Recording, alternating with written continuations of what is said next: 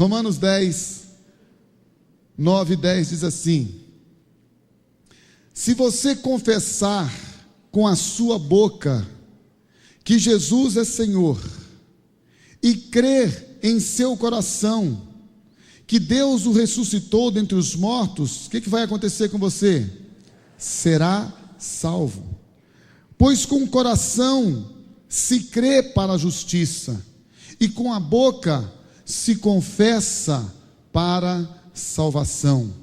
Como diz a Escritura, todo o que nele confia jamais será envergonhado. Meu irmão, a Bíblia diz: o Evangelho é o poder de Deus para a salvação de todo aquele que crê. E então Paulo diz: olha, você toma na sua boca, você pega a sua boca e confessa com ela, diante de principados e potestades, diante dos homens, diante de Deus, diante de todos, você confessa com a sua boca que Jesus Cristo é o seu Salvador, você confessa com ela, você crê no seu coração que Deus o ressuscitou dentre os mortos, e você será salvo, porque com o coração se crê para a justificação, e com a boca se confessa para a salvação. E o melhor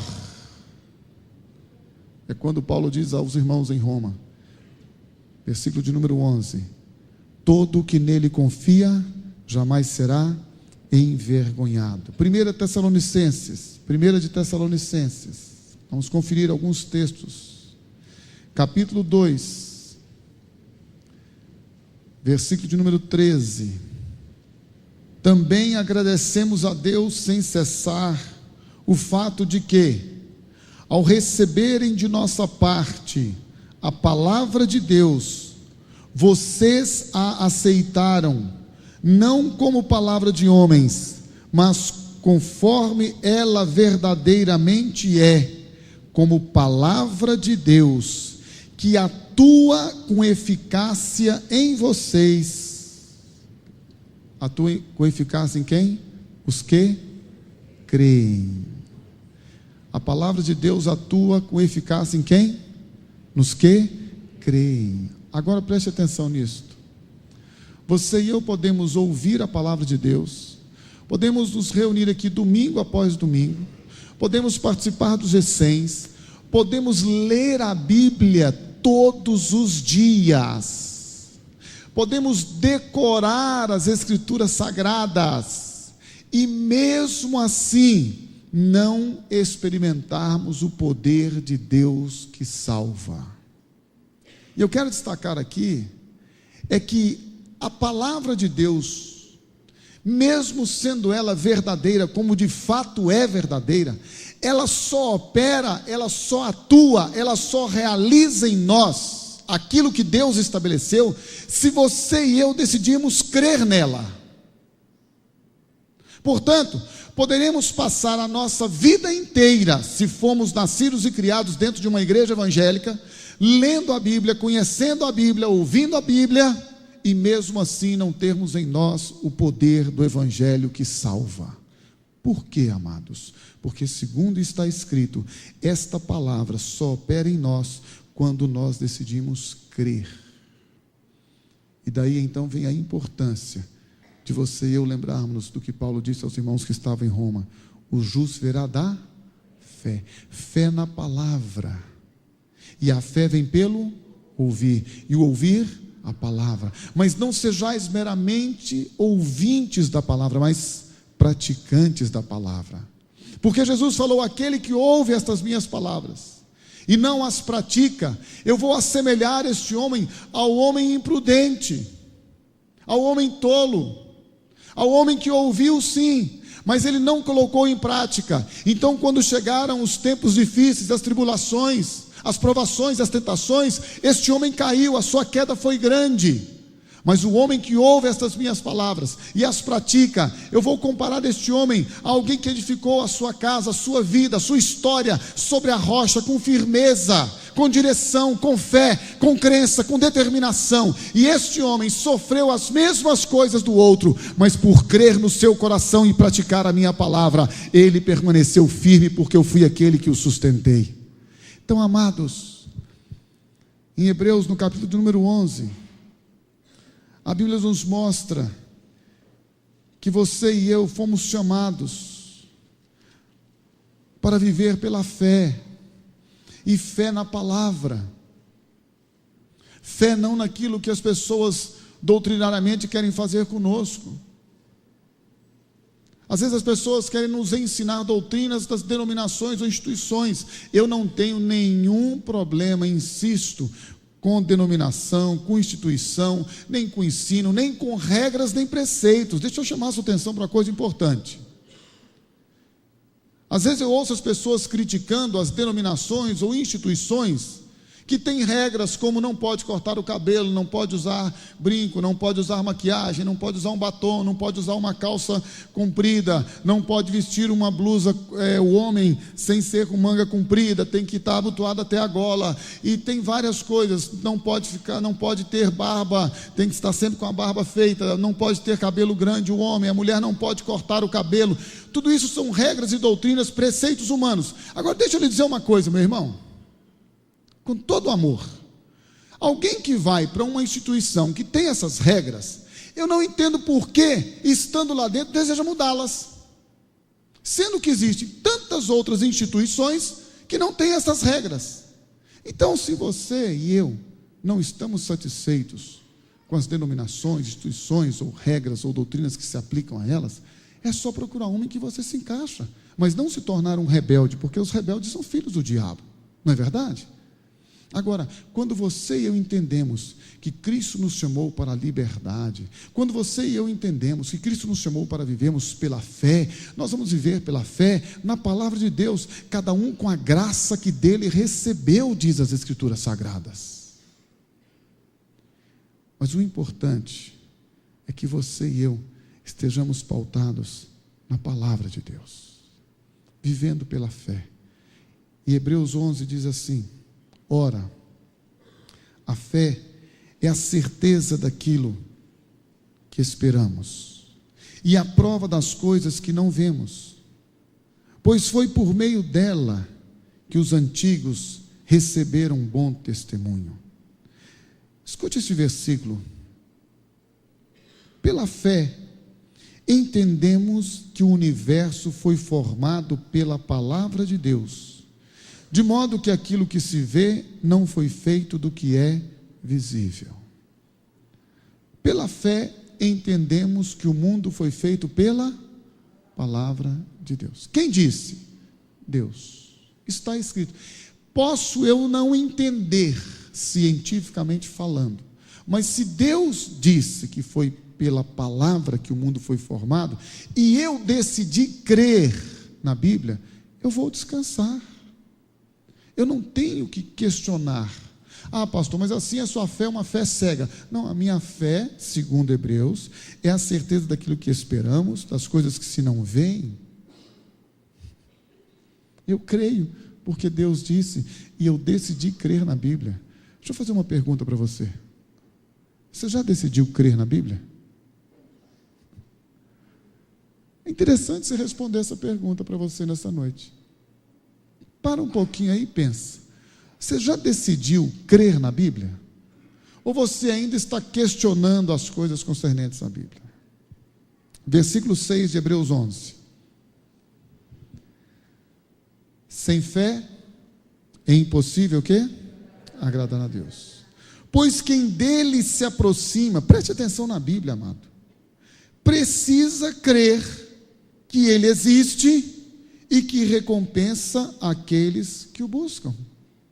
É simples, não tem nenhuma complicação.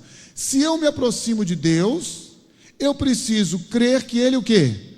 Existe. Eu decidi crer que Deus existe. Quando eu me aproximo dEle, eu estou dizendo: Deus, eu creio que Tu existe. Ponto. Não preciso ir mais longe. Aí mesmo em Hebreus capítulo 10, aproveitar que você está com sua Bíblia aberta já, versículo 23.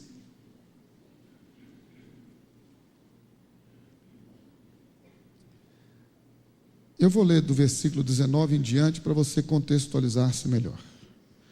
Portanto, irmãos, temos plena confiança para entrar no Santo dos Santos, pelo sangue de Jesus, por um novo e vivo caminho que Ele nos abriu por meio do véu, isto é, do seu corpo. Temos, pois, um grande sacerdote sobre a casa de Deus. Sendo assim, aproximemo-nos de Deus com um coração sincero e com plena convicção de fé, tendo os corações aspergidos para nos purificar de uma consciência culpada e tendo os nossos corpos lavados com água pura. Apeguemo-nos com firmeza à esperança que professamos, pois aquele que prometeu é fiel. Como é que você deve achegar-se diante de Deus, irmãos? Veja o versículo 22. Sendo assim, aproximemo-nos de Deus com o coração sincero e com plena convicção de fé. Hebreus 4.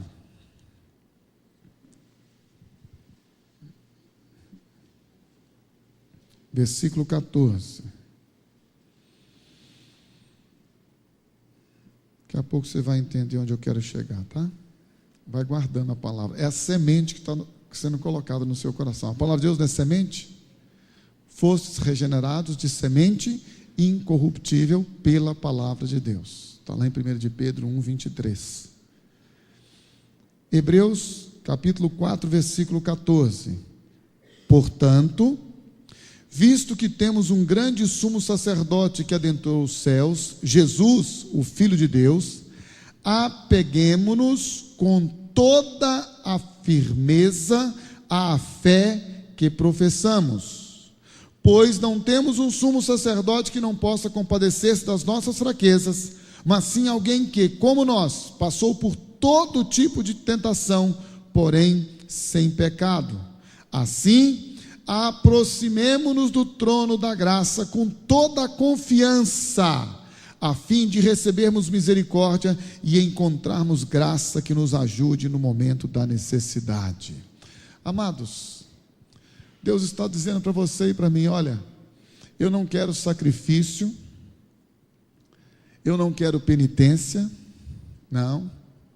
Eu não quero que você agora possa colocar a sua vida para as boas obras e achar que isso tudo resolve. As boas obras, deixa eu dizer de forma muito clara, devem ser praticadas por todos os cristãos, é bíblico. Só que boas obras não salvam, porque a salvação é pela fé em Jesus Cristo, como sendo Ele o Filho de Deus que ressuscitou dentre os mortos. Mas Deus está dizendo para você e para mim: eu só quero relacionar-me com você, eu só quero andar com você, eu só quero estar com você. O meu desejo é só ser seu amigo, o meu desejo é só poder te abençoar, o meu desejo é que você saiba que todas as vezes que você se aproximar para estar comigo, para ter comunhão comigo, para ter intimidade comigo, que você o faça crendo que eu existo, que você o faça crendo que eu estou aqui para abençoar aqueles que se aproximam de mim, que você se achegue diante de mim e saiba que eu sou o Pai e que eu quero cuidar de você, quero cuidar da sua vida, quero cuidar da sua história, quero cuidar da sua família, quero cuidar do seu futuro, que eu tenho um futuro especial para você. É só isso. Enquanto nós nos matamos, nós queremos agora agradar a Deus, nós queremos agora fazer as coisas para Deus. Meu irmão, minha irmã, Deus não quer as nossas coisas, Deus quer o nosso coração.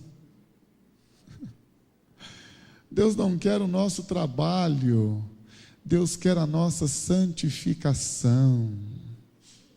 Deus quer que nós estejamos separados para Ele, isso é ser santo, para que Ele possa nos usar como Ele quiser, mas antes disto, para que Ele possa nos aprovar pela intimidade e comunhão que temos com Ele. Amados, isto não é algo impossível de acontecer. Infelizmente, a nossa vida no dia a dia, as nossas responsabilidades, os nossos compromissos, tantas vezes nos afastam da intimidade com Deus, do tempo de leitura das Escrituras Sagradas. E Deus está dizendo para você e para mim: olha, para se relacionar comigo, tem que ter tempo, tem que se aproximar. Eu não sei se você percebeu, mas vários textos que eu li falam a respeito da nossa aproximação. Acheguemo-nos a Ele, aproximemo-nos. É sempre assim, Deus dizendo: olha, venha estar comigo, eu quero estar com você, coloque tempo comigo, invista tempo no relacionamento comigo, e eu vou falar coisas maravilhosas com você.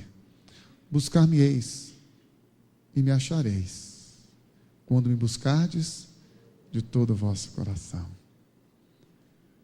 Você e eu precisamos estar buscando a Deus e dizendo a Ele: Senhor, olha o meu coração te deseja, quero te conhecer, quero te ouvir, quero a cada dia estar mais íntimo, mais próximo a Ti, Senhor.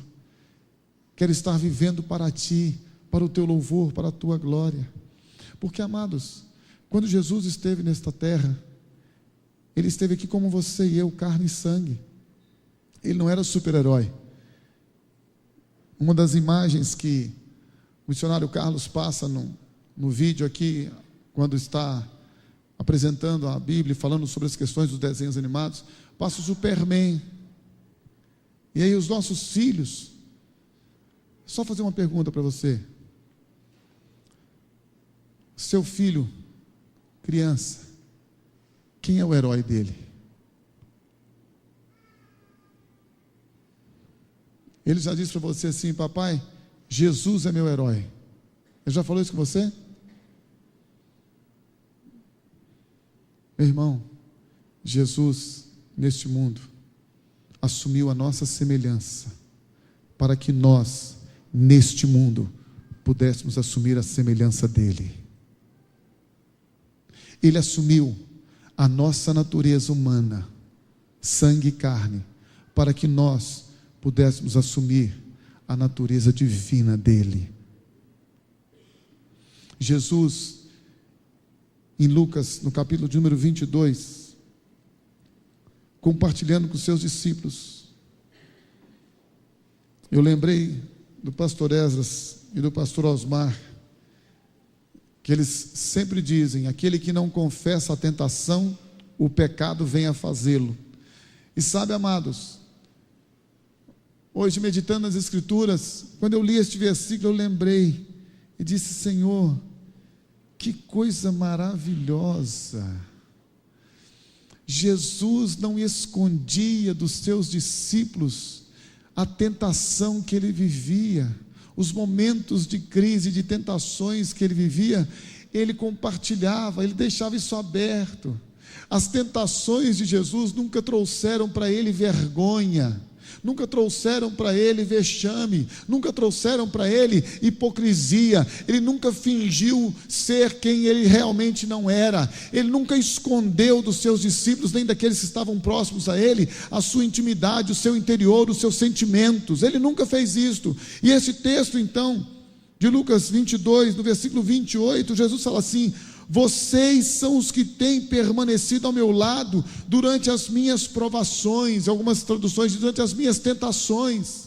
Ele andava com seus discípulos, ele tinha a sua vida aberta, ele estava sempre pronto a mostrar para os discípulos: eu também sofro como vocês, eu passo tentações, eu passo provações.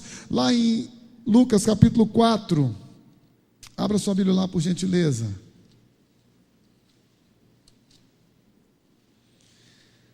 A partir do versículo 1, ou os versículos 1 e 2, diz assim, Lucas 4, 1 e 2: Jesus, cheio do Espírito Santo, voltou do Jordão e foi levado pelo Espírito ao deserto, onde durante 40 dias foi tentado pelo diabo.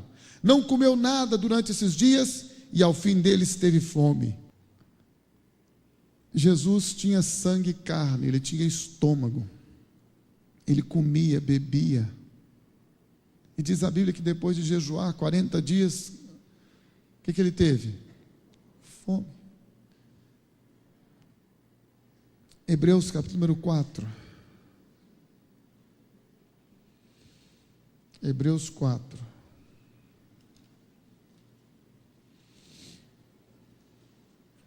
O justo virá de quê, irmãos? Fé na palavra. Então você precisa de conhecer o quê? A palavra de Deus. Se você não conhece a palavra de Deus, você não consegue viver pela fé. Hebreus 4,15. Pois não temos um sumo sacerdote que não possa compadecer-se das nossas fraquezas, mas sim alguém que, como nós. Alguém que, como nós. Passou por todo tipo de tentação. Por quanto tipo? Todo tipo de tentação. Porém, sem pecado. Eu não vou nem questionar, não vou nem especular qual é ou quais foram as tentações que Jesus possa ter vivenciado. A Bíblia expressa desta forma, por todo tipo de tentação. Em 1 de Coríntios, capítulo 10, abra sua Bíblia lá. Versículo 13, diz assim: não sobreveio a vocês tentação que não fosse comum aos homens, e Deus é fiel, Ele não permitirá que vocês sejam tentados além do que podem suportar, mas quando forem tentados, Ele mesmo lhes providenciará um escape para que o possam suportar. Irmãos, como é que vem este escape? Como é que Deus entende a nossa tentação? Já parou para pensar nisso? Você e eu vivemos tentações, não é verdade? Hein, queridos? Você e eu vivemos tentações? Como é que Deus entende a nossa tentação se Ele é Deus? Ele é Deus. Ele não pode ser tentado pelo mal, diz a Bíblia. Sim ou não? Deus pode ser tentado pelo mal, irmãos? Não. Então como é que Deus entende a nossa tentação? Através de Jesus. Como é que Jesus entende a nossa tentação? Porque segundo a Bíblia, Ele também foi tentado em quantas coisas? Em todas as coisas, porém sem pecado. E lá em Hebreus, no capítulo 2, então, quero que você abra comigo. Você vai receber uma notícia que você não esperava.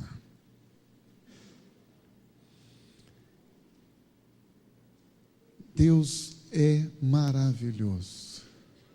Ele é tão amoroso, sabendo Ele que nós sofreríamos tentações de toda sorte, ao enviar a Jesus, Ele permite que Jesus sofra também todo tipo de tentação.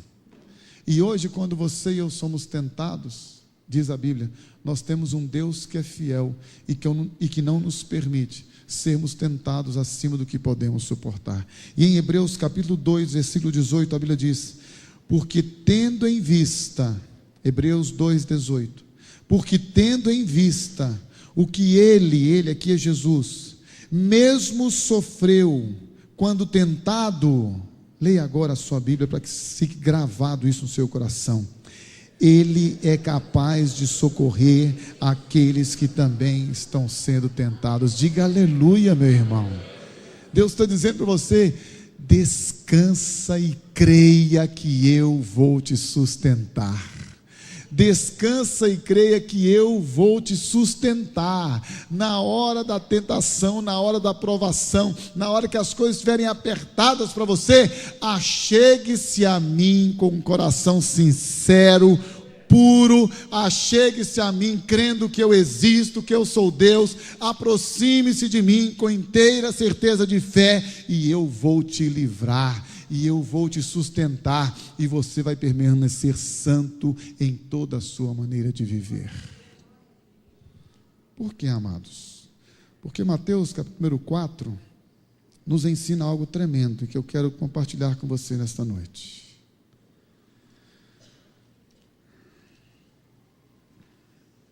Mateus 4 mostra-nos o método de Jesus para enfrentar as tentações. O justo virá de quê? Da fé. Fé aonde? Na palavra. Então nós temos que conhecer o quê? A palavra. Então, diante das circunstâncias da vida, como eu devo proceder? Conforme a palavra. Está tudo aqui, irmãos. Às vezes as pessoas perguntam para mim: pastor, não tem um livro de doutrinas da igreja? Não tem um livro de regras da igreja para saber como é que faz, como é que não faz? Tem sim, irmãos. O livro está aqui, ó. Tudo que você e eu precisamos está aqui. Qual foi o método de Jesus diante das tentações? Mateus 4:1. Então Jesus foi levado pelo Espírito ao deserto para ser tentado pelo diabo.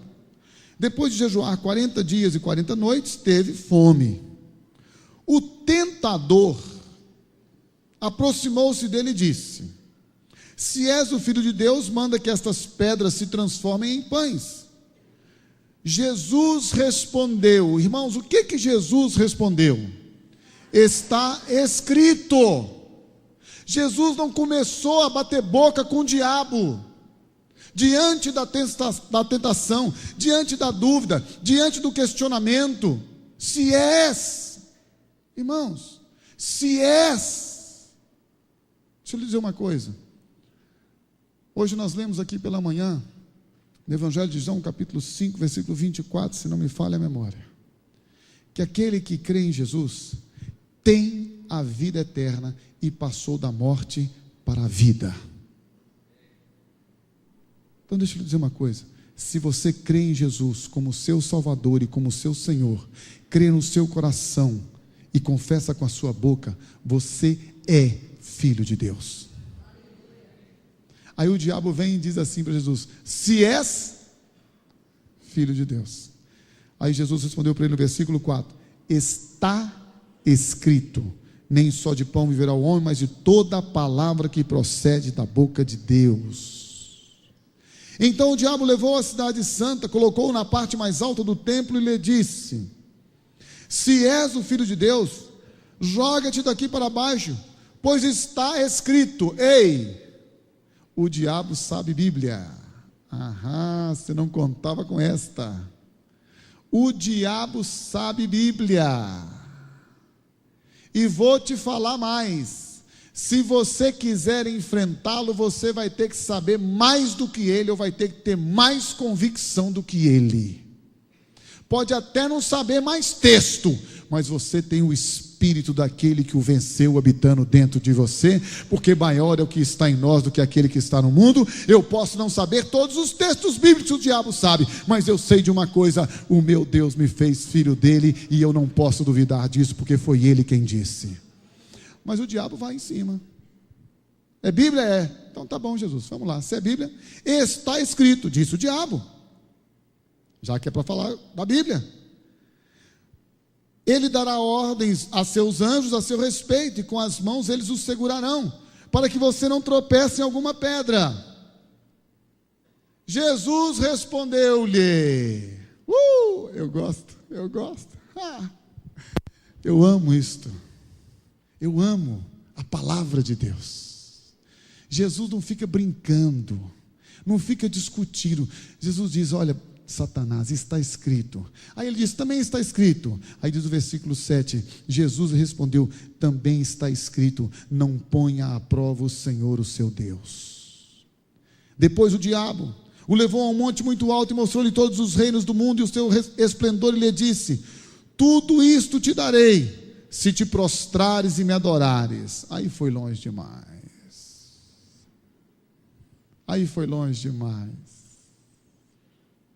Aí Jesus encerra o assunto. Disse-lhe Jesus: retire-se, Satanás, pois está escrito: adore o Senhor, o seu Deus, e só a Ele preste culto. Então o diabo deixou, e anjos vieram e o serviram. Qual que foi o método de Jesus para enfrentar as tentações do diabo, meu irmão? Palavra de Deus. Ou você vive pelos seus sentimentos e emoções, pode até viver por doutrinas humanas, de pode, não pode, toca, não toca, usa, não usa, pega, não pega, faz, não faz, ou você vive pela palavra de Deus. A decisão é sua. 2 Coríntios 5,17, o que diz a sua Bíblia? Se alguém está em Cristo, e as coisas velhas, e eis que tudo, se alguém está em Cristo, e as coisas velhas, e eis que tudo, Evangelho de João, capítulo 8, abra sua Bíblia comigo, meu irmão, vou encher seu coração de palavra de Deus, querido. Evangelho de João 8, 32 e 36, Evangelho de João, capítulo 8, versículos 32 e 36, João 8, 32, o que diz a sua Bíblia? E conhecereis a verdade, repita isso, e conhecereis a verdade, versículo 36, se pois o Filho os libertar, isto é o que você está experimentando da parte de Deus quando você crê na palavra, quando você decide crer na palavra. Ninguém pode impedir a ação de Deus. Deixa eu lhe dar uma notícia: crente em Jesus, você não é só evangélico, meu irmão, você não é só protestante. Aliás, protestante já acabou, irmãos. Mas não tem mais protestante no mundo. Protestar contra o quê? Já foi protestado, já acabou. Protestante de quê? Você hoje é cristão, você é filho de Deus, amado dele, nova criatura. Você está sendo chamado para viver segundo a palavra. E conhecereis a verdade vos libertará. Se pois o Filho vos libertar, verdadeiramente sereis livres. Você é livre. Romanos 8, 17. O que diz a sua Bíblia, meu irmão? Romanos 8, 17. Se somos filhos, então somos herdeiros, herdeiros de Deus e co-herdeiros com Cristo, se de fato participamos dos seus sofrimentos, para que também participemos da sua glória. 1 de João, capítulo 5. 1 de João, capítulo 5.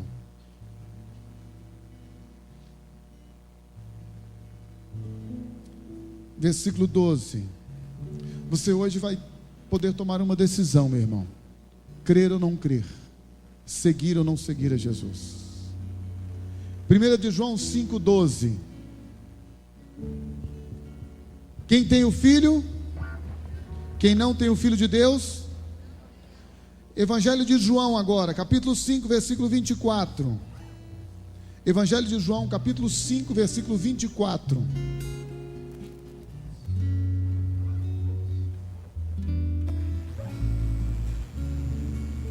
Olha a promessa de Jesus para você: quem ouve a minha palavra e crê naquele que me enviou, o que Jesus está dizendo? Tem a vida eterna e não será condenado, mas já passou da morte para a vida. Meu irmão, Deus está oferecendo a você nessa noite vida, e está dizendo para você: é só crer, é só se aproximar de mim com um coração sincero, puro, com fé e crer. E Deus vai fazer mais ainda na sua vida. Deixa eu te dar uma notícia: se você não tiver fé, Ele vai gerar fé, porque Ele é o autor e consumador da nossa fé. Ele vai te dar fé. Então somente decida crer na palavra, submeta-se a ela, e o mais Deus fará, porque aquele que começou em vós esta boa obra há de aperfeiçoá-la até o dia de Cristo Jesus. Amém, amados?